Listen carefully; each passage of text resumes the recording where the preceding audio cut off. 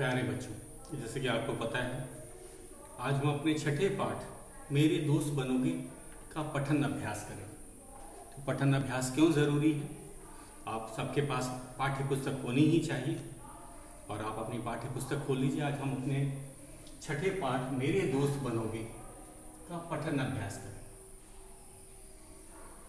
पठन अभ्यास।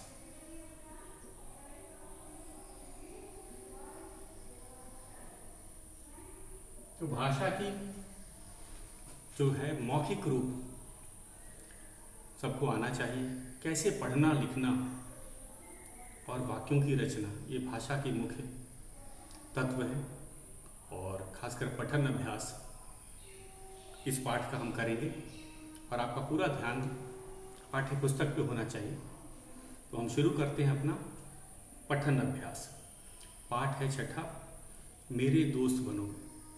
तो मैं इसका 2 बार पठन अभ्यास करूंगा इस पाठ का, और आप अपनी पाठ्य पुस्तक में हर शब्द को देखेंगे कैसे मैं विराम चिन्हों का प्रयोग कर रहा हूँ, कैसे जो नए शब्द आए हैं उनका उच्चारण किया जाता है, और संवाद को कैसे पढ़ा जाता है। तो ये सब पठन अभ्यास के तत्व हैं। आप इसका पढ़ने से पहले आपके पास अपनी पाठ्य पुस्तक जरूर खुली होनी चाहिए और आपकी नज़र वहीं होनी चाहिए जो मैं भाग पढ़ रहा हूँ, जो वाक्य को मैं पढ़ रहा हूँ, आप उसी पे ध्यान लगाएंगे और उसी ध्यान से सुनेंगे। सुनने से ही हम सीख सकते हैं, सुन के ही हम बोलना भी जानते हैं। बच्चा पहले अपने आसपास जो आवाज़ें आ रही होती हैं, चाहे वो घर के सदस्य हों, उनको सुनता है और फिर वह उनका अनुसरण करता है। तो इसलिए ये बहुत ज़रूरी है। तो आप अपनी पाठ्य पुस्तक खोल लीजिए। हमारा छठा पाठ है मेरे दोस्त बनोगे। उसके बाद मैं इसका सारांश बताऊंगा और उसके बाद हम शब्द अर्थ जो है करेंगे। इस पाठ में मुहावरे नहीं आए, तो शब्द अर्थों को हम करेंगे। तो पठन अभ्यास पाठ 6, मेरे दोस्त बनोगे। सावन का महीना था। आशीष बड़े भैया के साथ नेहा दीदी के घर गया। अजमेर में दीदी का बहुत बड़ा घर है। घर के आंगन में नीम का बड़ा सा पेड़ भी है। शाम का समय था। आकाश में काले काले मेघ छाए थे। आशीष आंगन में बैठा दीदी से बातें कर रहा था। तभी एक मोर पेड़ से नीचे उतर आया। मोर मोर देखो दीदी, मोर कहते हुए आशीष उसकी तरफ भागा। नेहा ने उसे रोका। रुको आशु, रुक जाओ, वह तुम्हारे हाथ नहीं आएगा। कितना सुंदर है मोर। दीदी मैं इसे पकड़ूंगा, आशीष बोला। मोर को पकड़ना आसान नहीं है, यह हमेशा चौकन्ना रहता है। हाँ, चाहो तो इसे अपना दोस्त जरूर बना सकते हो, नेहा ने कहा। दोस्त? वह कैसे? आशीष ने आश्चर्य से पूछा। रुको अभी बताती हूँ, कहकर नेहा भीतर चली गई और एक कटोरी में दाल के दाने ले आई। उसने दाने आंगन में बिखेर दिए और आशीष को लेकर ओट में खड़ी हो गई। मोर दाने चुगने लगा। नेहा ने बताया, आशु, यदि मोर को प्रतिदिन अनाज या दाल के दाने खिलाओ तो ये पालतू जैसे हो जाते हैं। दीदी, मोर और क्या क्या खाना पसंद करते हैं? आशीष ने पूछा। इन्हें बीज, मूंगफली, बेर, बरगद और पीपल के फल बहुत अच्छे लगते हैं, नेहा बोली। दीदी मैंने तो सुना है कि मोर सांप से नहीं डरते और उन्हें भी खा लेते हैं, आशीष ने कहा। ठीक सुना है तुमने। जहाँ मोर होते हैं वहाँ सांप के अलावा कनखजूरे, बिच्छू, टिड्डियाँ और अन्य विषैले कीड़े मकोड़े भी लगभग खत्म हो जाते हैं, नेहा ने बताया। तभी बादल गरजने लगे, मोर नाचने लगा। उसके पंख जापानी पंखे की तरह गोल गोल फैल गए। आशीष खुशी से उछल पड़ा। अद्भुत दृश्य था। उसने इससे पहले मोर को नाचते कभी नहीं देखा था। दीदी, इसकी पूंछ देखो, कैसा चमकदार गहरा हरा रंग है। पंखों में तो लगता है कि ढेर सारे तांबे की चमकदार आंखें लगी हैं। इसके बीच का जामुनी रंग भी कैसे चमक रहा है। आशीष प्रसन्नता और जोश में बोले जा रहा था। नेहा बोली, तुमने इसकी गर्दन देखी है? गहरे नीले रंग की है और पेट बादामी रंग का। हाँ, और देखो नाचते समय इसने अपनी गर्दन कैसे तान रखी है, आशीष ने कहा। नेहा हंसकर बोली, भाई जब ये इतना अच्छा नाचता है तो थोड़ा घमंड तो होगा ही। आशीष भी हंस पड़ा और बोला, लेकिन इसके पैर एकदम सफ़ेद हैं, ज़रा भी सुंदर नहीं है। तो क्या हुआ, हैं तो बड़े ताकतवर। इसके पंख भी बड़े मजबूत होते हैं, तभी तो आवश्यकता पड़ने पर यह बहुत तेज़ दौड़ सकता है और उड़ सकता है। जब ये किसी शिकारी जानवर को देख लेता है तो झट से उड़कर पेड़ पर बैठ जाता है और क्यों क्यों करके सबको सावधान कर देता है। इसके माथे की कलगी भी कितनी सुंदर है, तुम इसे मोर का मुकुट कह सकते हो, नेहा ने बताया। आशीष बोला, दीदी मैंने पढ़ा है कि मोर हमारा राष्ट्रीय पक्षी है। कृष्ण जी भी अपने मुकुट में मोर का पंख लगाते थे। मुझे भी अपनी पुस्तक में मोर का पंख रखना है। आप इससे पूछो कि क्या यह मेरा दोस्त बनेगा। इतना कहकर आशीष मोर की तरफ दौड़ा। मोर झट से उड़कर मुंडेर पर बैठ गया और नाचने लगा। तभी मोर का एक पंख उड़कर नीचे आ गिरा। नेहा आशीष के कंधे पर हाथ रखकर बोली, लो आशु, मोर ने तुम्हारी दोस्ती स्वीकार कर ली है और दोस्ती की निशानी के रूप में पंख भी दे दिया है। सच दीदी, आशु ने जल्दी से पंख उठा लिया। बूंदें पड़ने लगी थी। धन्यवाद दोस्त कहकर आशु भीतर चला गया। तो ये था हमारा पठन अभ्यास। पहली बार हमने इसे फिर से पढ़ा, अब एक बार दूसरी बार इसका पठन अभ्यास करते हैं। तो पठन अभ्यास करते समय आपने देखा कि कहाँ पे अल्प विराम, पूर्ण विराम, विराम चिन्हों का हम प्रयोग कर रहे हैं। संवाद को कैसे पढ़ा जाता है। संवाद व्यक्ति द्वारा बोला गया हूबहू शब्द होता है, तो हम उसे कैसे पढ़ना चाहिए ये हम इस पर भी ध्यान आपने दिया होगा। तो फिर से एक बार हम चलते हैं अपने छठे पाठ पर, मेरे दोस्त बनोगे। तो इसका पठन अभ्यास एक बार फिर से मैं कर रहा हूँ, इसे ध्यान से सुनिएगा। तो ये है, सावन का महीना था। आशीष बड़े भैया के साथ नेहा दीदी के घर गया। अजमेर में दीदी का बहुत बड़ा घर है। घर के आंगन में नीम का एक बड़ा सा पेड़ भी है। शाम का समय था, आकाश में काले काले मेघ छाए थे। आशीष आंगन में बैठा दीदी से बातें कर रहा था। तभी एक मोर पेड़ से नीचे उतर आया। मोर, मोर देखो, दीदी मोर कहते हुए आशीष उसकी तरफ भागा। नेहा ने उसे रोका, रुको आशु, रुक जाओ, वह तुम्हारे हाथ नहीं आएगा।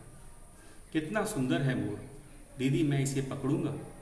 आशीष बोला, मोर को पकड़ना आसान नहीं है, यह हमेशा चौकन्ना रहता है। हाँ, चाहो तो इसे अपना दोस्त ज़रूर बना सकते हो, नेहा ने कहा। दोस्त? वह कैसे? आशीष ने आश्चर्य से पूछा। रुको अभी बताती हूँ, कहकर नेहा भीतर चली गई और एक कटोरी में दाल के दाने ले आई। उसने दाने आंगन में बिखेर दिए और आशीष को लेकर ओट में खड़ी हो गई। मोर दाने चुगने लगा। नेहा ने बताया, आशु, यदि मोर को प्रतिदिन आशु यदि मोर को प्रतिदिन अनाज या दाल के दाने खिलाओ तो ये पालतू जैसे हो जाते हैं। दीदी, मोर और क्या क्या खाना पसंद करते हैं? आशीष ने पूछा। इन्हें बीज, मूंगफली, बेर, बरगद और पीपल के फल बहुत अच्छे लगते हैं, नेहा बोली। दीदी, मैंने तो सुना है कि मोर सांप से नहीं डरते और उन्हें भी खा लेते हैं, आशीष ने कहा। ठीक सुना है तुमने। जहाँ मोर होते हैं वहाँ सांप के अलावा कनखजूरे, बिच्छू, टिड्डियाँ और अन्य विषैले कीड़े मकोड़े भी लगभग खत्म हो जाते, नेहा ने बताया। तभी बादल गरजने लगे, मोर नाचने लगा। उसके पंख जापानी पंखे की तरह गोल गोल फैल गए। आशीष खुशी से उछल पड़ा। अद्भुत दृश्य था। उसने इससे पहले मोर को कभी नाचते नहीं देखा था। दीदी, इसकी पूंछ देखो, कैसा चमकदार गहरा हरा रंग है। पंखों में तो लगता है कि ढेर सारे तांबे की चमकदार आंखें लगी हैं। इसके बीच का जामुनी रंग भी कैसा चमक रहा है। आशीष प्रसन्नता और जोश में बोले जा रहा था। नेहा बोली, तुमने इसकी गर्दन देखी? गहरे नीले रंग की है और पेट बिल्कुल बादामी रंग का। हाँ, और देखो, नाचते समय इसने अपनी गर्दन कैसे तान रखी, आशीष ने कहा। नेहा हंसकर बोली, भाई जब यह इतना अच्छा नाचता है तो थोड़ा घमंड तो होगा ही। आशीष भी हंस पड़ा और बोला, लेकिन इसके पैर एकदम सफ़ेद हैं, जरा भी सुंदर नहीं है। तो क्या हुआ, हैं तो बड़े ताकतवर। इसके पंख भी बड़े मजबूत होते हैं, तभी तो आवश्यकता पड़ने पर यह तेज दौड़ सकता है और उड़ भी सकता है। जब यह किसी शिकारी जानवर को देख लेता है तो झट से उड़कर पेड़ पर बैठ जाता है और क्यों क्यों करके सबको सावधान कर देता है। इसके माथे की कलगी भी कितनी सुंदर है। तुम इसे मोर का मुकुट भी कह सकते हो, नेहा ने बताया। आशीष बोला, दीदी, मैंने पढ़ा है कि मोर हमारा राष्ट्रीय पक्षी है। कृष्ण जी भी अपने मुकुट में मोर का पंख लगाते थे। मुझे भी अपनी पुस्तक में मोर का पंख रखना है। आप इससे पूछो कि क्या यह मेरा दोस्त बनेगा। इतना कहकर आशीष मोर की तरफ बढ़ा। मोर झट से उड़कर मुंडेर पर बैठ गया और नाचने लगा।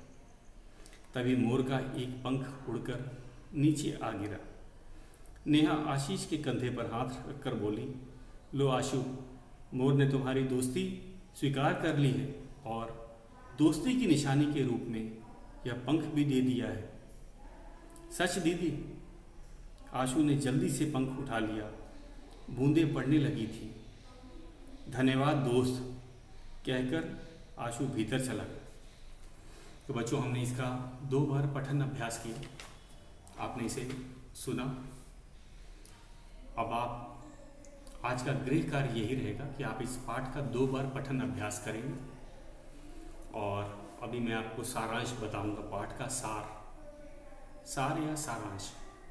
यह कहानी का छोटा रूप होता है और इसमें लगभग हम कहेंगे कि अपने शब्दों में हम इस कहानी को व्यक्त कर रहे हैं। तो ऑनलाइन कक्षा में मैं सारांश भी सुनता हूँ।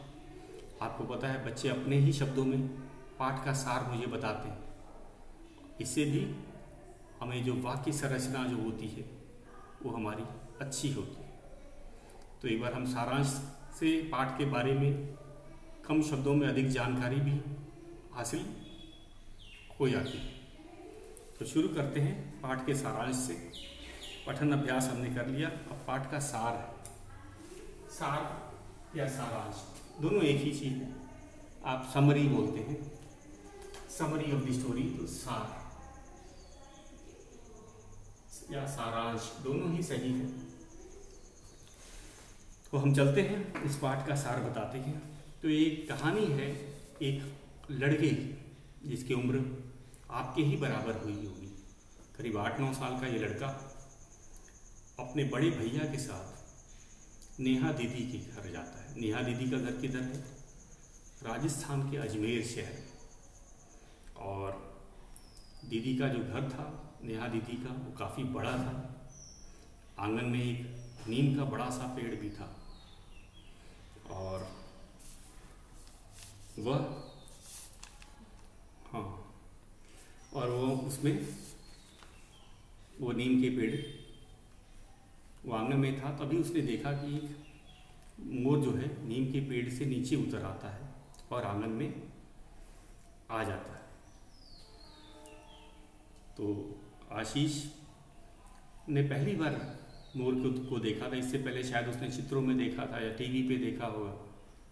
तो उसने कभी सोचा भी नहीं था कि जो मोर होता है इतना बड़ा और सुंदर पक्षी है। वह जोर से चिल्लाता है, मोर मोर देखो दीदी। उसे लगता है कि शायद नेहा दीदी ने भी मोर पहली बार ही देखा है और नेहा दीदी उसे रोकने की काफ़ी कोशिश करती है, लेकिन जो मोर है वो डर के कारण उड़ जाता है। तो आशीष तो चाहता था कि वह मोर को पकड़ ले। तो नेहा दीदी ने बताया कि मोर देखने में भले ही बड़ा पक्षी होता है, लेकिन वो काफ़ी सतर्क होता है। वो अपने आसपास नज़रें जमा के रखता है कि कहीं कोई खतरा तो नहीं। तो नेहा दीदी ने कहा कि तुम इसे पकड़ तो नहीं सकते, लेकिन तुम इसे अपना दोस्त ज़रूर बना सकते। तो आज आशीष को काफ़ी आश्चर्य हुआ, क्या जंगली जो पक्षी है मोर, उसको भी उससे दोस्ती की जा सकती है। तो फिर क्या हुआ, नेहा दीदी ने उसे बताया कि यदि अगर किसी मोर को प्रतिदिन हम खाने के लिए कुछ अनाज या दाल के दाने दें तो वो पालतू जैसा हो जाता है। वो मनुष्यों से नहीं डरता है, आंगन में प्यार से वो आ जाएगा। और नेहा दीदी ने यही दिखाने के लिए घर से एक कटोरी में दाल के दाने लेके आई और उसे आंगन में बिखेर दिया। कुछ ही देर में जो मोर था वह पेड़ से नीचे उतर आया और दाल के दाने को खाने लगा। आशीष को भी जानकर आश्चर्य हुआ कि मोर दाल के अलावा तरह तरह के पेड़ों के बीजों को भी खाता है, मूंगफली खाता है, फलों में वह बेर, बरगद और पीपल के जो फल होते हैं उनको भी खाना पसंद करता है। उसके बाद आशीष ने कुछ और प्रश्न थे जो उसने सुने थे, वो दीदी से पूछे कि दीदी मैंने सुना है कि जो मोर है वो सांप को भी खा जाते हैं। तो नेहा दीदी ने भी कहा हाँ, कि न केवल सांप को खाते हैं बल्कि कितने ही जो विषैले कीड़े मकोड़े होते हैं, जैसे कि बिच्छू हो गए, कनखजूरे हो गए और टिड्डियाँ, वे उनका भी शिकार करते। तो आशीष ने मोर के बारे में, उसके व्यवहार के बारे में जाना। तो मोर एक सर्वाहारी पक्षी होता है जो हर तरह का भोजन कर लेता है, चाहे वो पेड़ का फल हो, चाहे वो अनाज या दाल के दाने हो, चाहे सांप हो, चाहे जहरीले कीड़े मकोड़े जो हो। पेड़ जो मोर है सभी को अपना शिकार बना सकता है और एक तरह से ये लोगों की या किसानों की मदद ही करते हैं। और यही बात करते करते अचानक बादल गरजने लगे और बादल के गरजने से मोर काफ़ी खुश हो जाता है और जो आंगन का मोर था वो नाचना शुरू कर देता है। उसके जो पंख थे वो जापानी पंख की तरह खुल जाते हैं, गोल हो जाते हैं। अब मोर जो है वो पहले से भी ज़्यादा आकर्षक लगने लगता है। नाचता हुआ मोर अगर किसी ने देखा हो तो समझ सकता है कि जो उसकी जो सुंदरता है वो शब्दों में नहीं बताई जाती, वो देख करके ही व्यक्ति उस सुंदरता का आनंद ले सकता है। तो आशीष के साथ भी यही हुआ। जब आशीष ने नाचते हुए मोर को देखा तो खुशी से उछल पड़ा। खुशी से उछल पड़ना मतलब बहुत अधिक खुश हो जाना। और वह दीदी को मोर के जो है अलग अलग रंग बताने लगता है खुशी के मारे। कभी कहता है दीदी देखो उसके पूंछ को देखो कितना सुंदर गहरा हरा रंग है। तो कभी वह पंखों में जो आँख नुमा जो गोल गोल तांबे के रंग के जो गोले थे उनको देख करके वो आकर आश्चर्यचकित हो जाता है। तो कभी वह जो पंखों के बीच के जामुनी रंग जो चमकदार भी होता है उसे देखकर वे काफ़ी खुश हो जाता है। और जोश में मैं बोले जा रहा था कि दीदी देखिए, उसकी गर्दन देखिए, उसकी गर्दन पे एकदम गहरे नीले रंग की चमक देखिए, और इसके पेट का रंग भी जो है वो बादामी है। बादामी मतलब बादाम के रंग जैसा। बादामी रंग क्या होता है? आपने बादाम का रंग देखा हुआ है, हल्का भूरा होता है। जो बादाम होता है हल्का भूरा होता है, तो हल्का भूरा ही मोर के पेट का रंग भी होता है। तो वह रंग के बारे में दीदी को बताने लगा, जैसे दीदी ने पहले कभी मोर देखा ही ना, जबकि वह दीदी के घर पे आया था। मोर तो हमेशा नेहा दीदी के आंगन में घूमा करता था।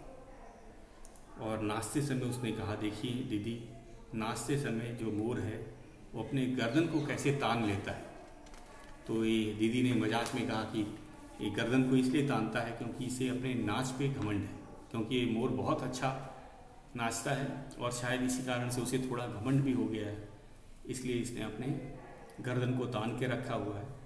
आशीष की नज़र मोर के पैरों पर पड़ती है और वह देखता है कि अरे, इसके पैर तो बिना रंग के हैं, बेरंग हैं, सफ़ेद हैं, जो देखने में ज़रा भी सुंदर नहीं लग रहे थे। तो वह ये बात नेहा दीदी को भी बताता है कि मोर तो देखने में काफ़ी सुंदर पक्षी है, लेकिन उसके पैर तो उतने सुंदर नहीं होते। तो दीदी ने समझाया कि इसके पैर जो हैं और जो पंख ये बहुत ही ताकतवर होते हैं, और आवश्यकता पड़ने पर जो मोर है बहुत तेज़ दौड़ता है और उड़ भी जाता है। जब वो किसी शिकारी पक्षी को देख लेता है, किसी शिकारी जानवर को देख लेता है, तो वो झट से उड़कर किसी ऊंचे से पेड़ के ऊपर बैठ जाता है और अन्य जीव जंतुओं को भी सावधान कर देता है। किस तरह आवाज़ से? क्यों क्यों की आवाज़। मोर की आवाज़ क्यों क्यों करके होती है और ये बड़ी दूर तक की आवाज़ जाती है, गूंजती है, खासकर जंगलों में। और यह बाकी जानवरों को सावधान करने के लिए ही ऐसे करता है। उसके बाद आशीष की नज़र जो है मोर के जो सिर पे जो कलगी होती है उस पे जाती है, और कलगी में जो मोर है काफ़ी सुंदर दिखता है। कलगी इस तरह लगती है जैसे कि वो कोई राजा हो, उसने कोई मुकुट पहन रखा हो। तो एक सही मायने में अगर कहा जाए तो मोर जो है पक्षियों का राजा ही तो है। उसकी जो कलगी है वो काफ़ी आकर्षक लगती है। लोग शायद इस कारण से ही मोर को भारत का राष्ट्रीय पक्षी बनाया गया है, क्योंकि वह देखने में तो खूबसूरत होता ही है, नाचता भी बहुत अच्छा है, वह किसानों की, लोगों की भी मदद करता है। वो हानिकारक सांप, बिच्छू और कीड़े जो हैं, जो किसानों के दुश्मन होते हैं, जो उन किसानों की फसलों को बर्बाद कर देते हैं, वे उनको भी खाकर उनकी संख्या कम करता है। और आशीष को भी पता था कि मोर हमारा राष्ट्रीय पक्षी है, और उसकी भी एक इच्छा थी जो उसने अंत में बताई कि दीदी, मुझे भी मोर का पंख अपने पुस्तक में रखना है, क्योंकि उसने देखा है कि मोर के पंख का बहुत जगह प्रयोग किया जाता है। जैसे भगवान कृष्ण ने अपने मुकुट में भी उसे लगा रखा है। शायद उसके जो दोस्त जो थे वे भी मोर के पंख को अपने पुस्तक में रखते थे। तो आशीष की भी इच्छा थी कि काश उसे भी एक पंख मिल जाता। और वह दीदी से कहता है, क्या, जैसे कि हमने आज तो इसे दाल के दाने खिलाकर दोस्ती कर ली है, क्या ये मुझे भी अपना दोस्त मानेगा? आपको तो ये मानता ही है, लेकिन मैं तो नया हूँ, तो क्या ये मोर मुझसे दोस्ती करेगा? और तभी वो जो मोर था वो उड़कर नेहा दीदी के घर के मुंडेर पर बैठ जाता है। मुंडेर वह कोना होता है घर का जहाँ से कि दूर तक नज़र रखी जाती। तो खासकर जो पक्षी होते हैं वो मुंडेर पर बैठना पसंद करते हैं, क्योंकि उन्हें दूर से ही खतरे का आभास हो जाता है। तो मोर वहीं पे मुंडेर पर नाच रहा होता है, और तभी उसका एक पंख जो होता है वो उड़कर नीचे आकर गिर जाता है। तो नेहा दीदी ने भी कहा, देखो आशु, लगता है मोर ने तुम्हारी दोस्ती स्वीकार कर ली है और उसने ये जो पंख जो तुम्हारे लिए भेंट स्वरूप दिया है, दोस्ती की निशानी के तौर पे दिया है, तुम इसे उठा सकते हो। और आशीष बहुत खुश हो जाता है क्योंकि उसने भी यही उम्मीद की थी कि शायद मोर उसे अपना दोस्त मान ले। और वह उस मोर को पंख को लेकर अंदर चलते हैं क्योंकि अब बारिश भी पड़ने लगी थी। और आशु दीदी के साथ वापस घर में आ जाता है। तो ये था हमारा पाठ का सार बच्चों। अब हम चलेंगे शब्दार्थ। तो हमने सार पढ़ लिया। इस पाठ में कोई मुहावरा नहीं है, तो इस बात का ज़रा ध्यान दीजिएगा। इस पाठ में कोई मुहावरा नहीं है, सभी के सभी शब्दार्थ। तो कुछ शब्दार्थों को मैं पाठ के अनुसार बता देता हूँ। जैसे मेघ, मेघ को बादल भी कहा जाता है। तो ये तो पर्यायवाची में हमने आपको बताया था, मेघ को बादल कहा जाता है। तो ये बादलों का और मोर के साथ जैसे पाठ में दिखाया गया है, ये घनत्व बहुत घनिष्ठ संबंध होता है। जो मोर ऐसे नहीं नाचते, मोर साल भर नहीं नाचा करते हैं, वे सावन के जो काले बादल जो होते हैं उनको देख करके वे नाचा करते हैं। शायद वे अपनी खुशी जाहिर करते हैं क्योंकि बड़ी जो गर्मी होती है, गर्मी के बाद में ये जो बादल होते हैं वो पानी और ठंडक लेके आते हैं। शायद ये भी कारण हो सकता है कि मोर सावन में बादलों को देखकर, मेघ को देखकर ही नाचते हैं। अद्भुत का होता है, अनूठा या विचित्र। हम कहेंगे जो मोर का नाच था वह अद्भुत था। किसके लिए? आशीष के लिए। आशीष ने अपने इससे पहले कभी भी मोर को नाचते हुए इतने करीब से नहीं देखा, तो इसीलिए उसे नाचता हुआ मोर अद्भुत लगा, अनूठा लगा, विचित्र लगा। ओठ, ओठ को आड़ भी कहा जाता है। अगर जैसे कि पाठ के अनुसार हम इसका अर्थ बताएं तो पाठ में हमने देखा कि जब आशीष ने मोर को डरा दिया था तो दीदी ने एक कटोरी में दाल के दाने लिए और उसे आंगन में बिखेर दिया और खुद ओट में छुप गई। ओट में मतलब जो किसी के आड़ में, जहाँ से कि सीधा कोई मोर की नज़र उन पे ना पड़े, क्योंकि मोर जो है काफ़ी शर्मीला पक्षी होता है, इंसानों को देख के वे डर सकता है। तो वे ओट में थे, आड़ में थे, ताकि वे तो मोर को देख सकें लेकिन मोर उन्हें ना देखे, क्योंकि अगर शायद मोर उन्हें देख लेता तो डर कर उड़ जाता।